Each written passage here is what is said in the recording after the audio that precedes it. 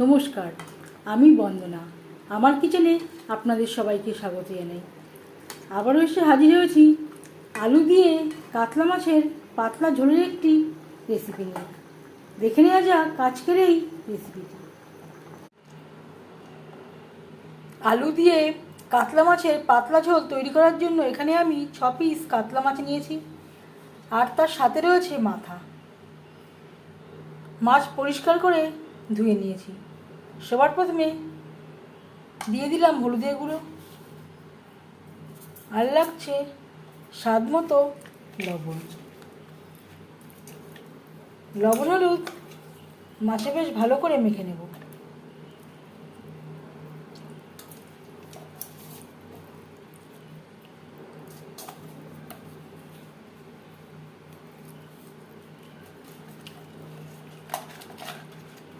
আমি কানকোশাই নিয়েছি, যেহেতু জ্যান্ত মাছ। আপনারা চাইলে কানকো বাদ দিয়ে দিতে পারেন।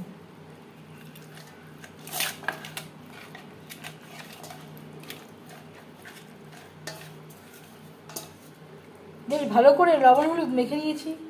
এভাবে 5 মিনিট রেস্টে রেখে দেব। মাছ ভাজবার জন্য 4-5 চামচ রিফাইন্ড অয়েল গরম করে নিয়েছি। দিয়ে দিলাম মাছের মাথা।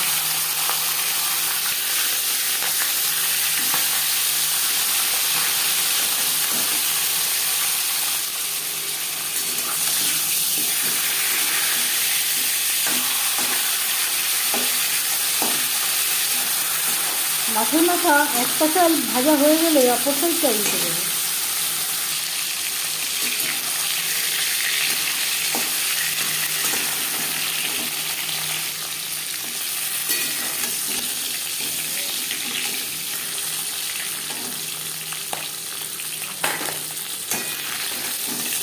মাছের মাথা ভাজা হয়ে গেছে, একটা পাত্রে উঠিয়ে নেব।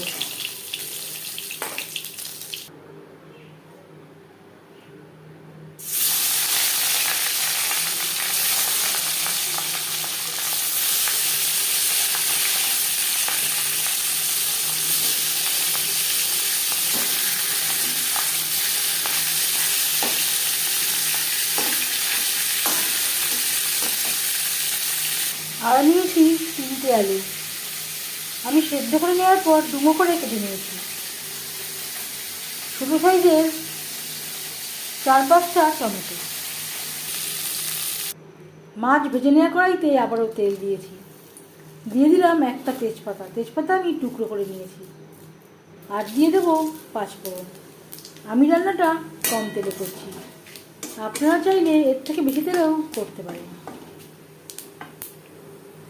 15-20 সেকেন্ড 5 ফোড়ন তেজপাতা ভেজে নেওয়ার পর দিয়ে দেবো টমেটো।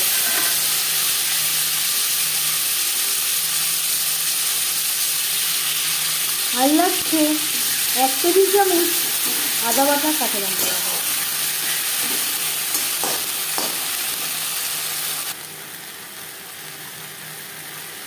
আর লাগছে স্বাদ মতো লবণ, পরিমাণ মতো হলুদের গুঁড়ো,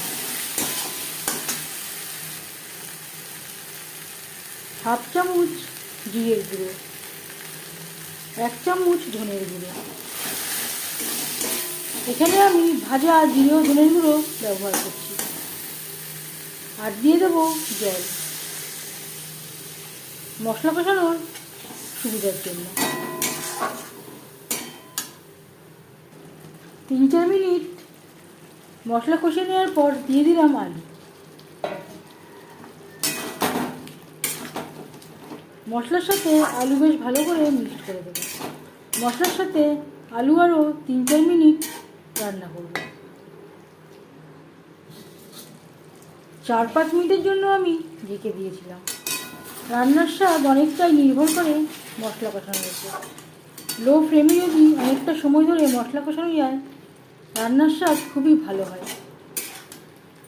4-5 মিনিট মশলার সাথে আলু কষিয়ে নেওয়ার পর দিয়ে দেবো জল। জ্যান্ত মাছ। এখানে আমি একটু পাতলা ঝোল করব, গ্রেভি ফুটে ওঠা পর্যন্ত অপেক্ষা করব। গ্রেভি বেশ ভালো করে ফুটতে শুরু করে দিয়েছে। এই পর্যায়ে দিয়ে দেব ভেজে রাখা মাছ ও মাছের মাথা।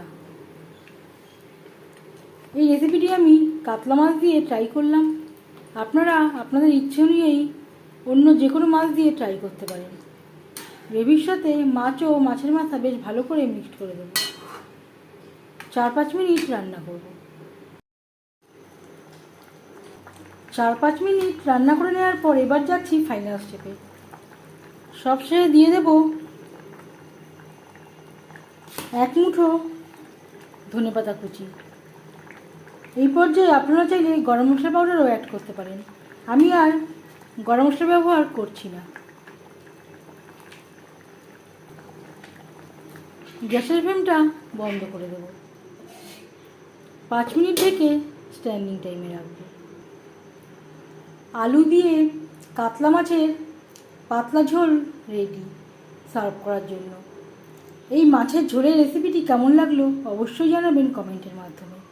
যদি এই রেসিপিটি ভালো লেগে থাকে লাইক করবেন, শেয়ার করবেন, সাবস্ক্রাইব করবেন আমার চ্যানেলটিকে, বেল আইকনটা প্রেস করে দেবেন। যখন আমি নতুন ভিডিও আপলোড করব তার নোটিফিকেশান সবার আগে আপনার কাছে পৌঁছে যাবে। আপনারা সবাই অনেক অনেক ভালো থাকবেন। এই ভিডিওটি দেখার জন্য ধন্যবাদ।